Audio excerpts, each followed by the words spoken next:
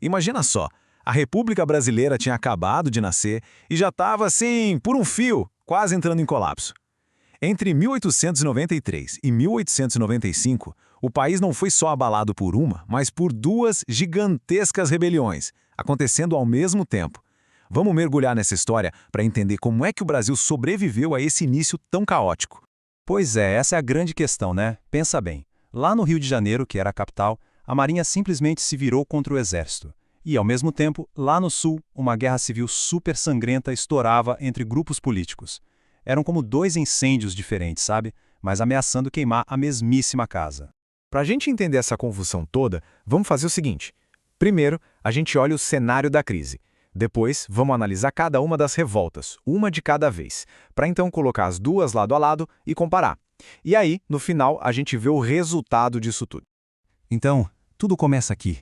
Antes mesmo de qualquer tiro ou canhão, o chão já estava tremendo. A República, recém-nascida, foi construída na verdade sobre uma base econômica e política muito, mas muito frágil.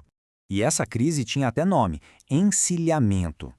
Numa tentativa de dar uma turbinada na indústria do Brasil, o ministro da Fazenda da época, o Rui Barbosa, facilitou o crédito e a emissão de dinheiro. Qual foi o resultado?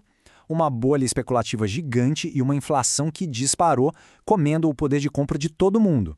Era, assim, o cenário econômico perfeito para gerar o caos político. No meio dessa bagunça toda surge uma nova Constituição. Ela trazia umas ideias bem modernas, como o federalismo, que dava mais poder para os estados, e a separação dos três poderes. Mas olha só que detalhe importante. O voto era a descoberto, ou seja, não era secreto.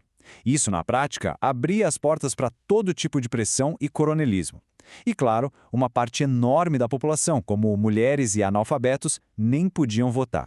Com o país nesse estado de nervos, aparece o primeiro grande conflito. E ele vem do mar. Uma briga, na verdade, dentro das próprias Forças Armadas.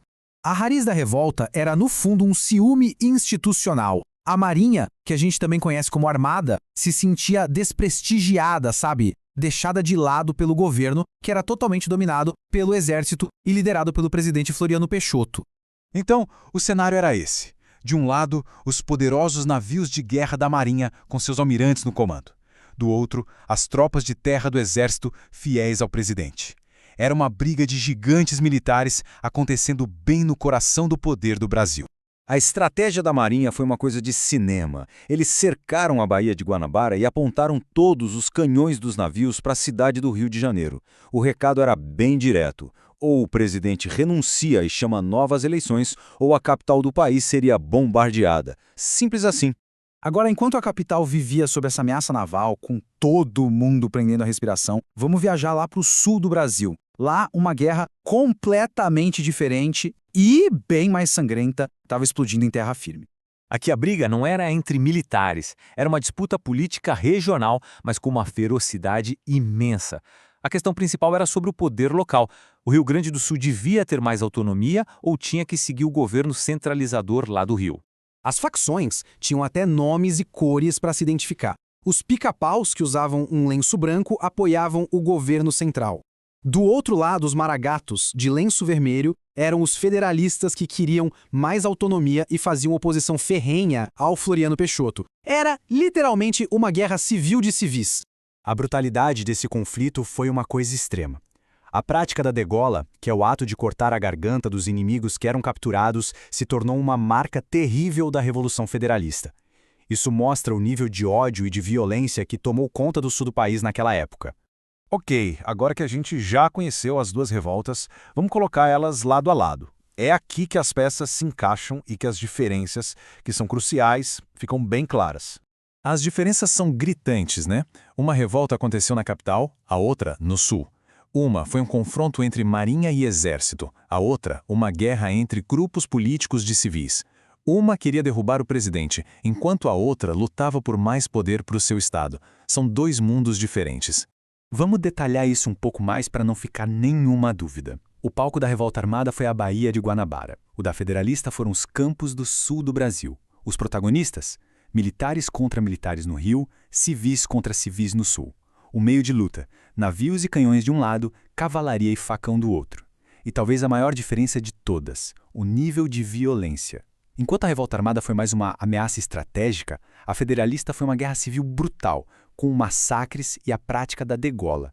E então, como é que o presidente Floriano Peixoto lidou com esses dois incêndios gigantescos ao mesmo tempo? A resposta para essa pergunta acabou moldando o futuro da República. A verdade é que ele não cedeu a nenhuma das pressões. Pelo contrário, ele reprimiu as duas revoltas com uma força implacável. E essa postura, dura e intransigente, rendeu a ele um apelido que entrou para a história do Brasil: o Marechal de Ferro. O resultado foi decisivo. As forças do governo federal venceram nas duas frentes. A República não só sobreviveu, como saiu dessa crise muito mais centralizada e fortalecida. E olha que curioso, as duas revoltas até se cruzaram no final. Muitos marinheiros que foram derrotados no Rio fugiram para o sul para continuar lutando ao lado dos maragatos, mas o destino deles foi o mesmo. E tudo isso deixa a gente com uma pulga atrás da orelha para refletir.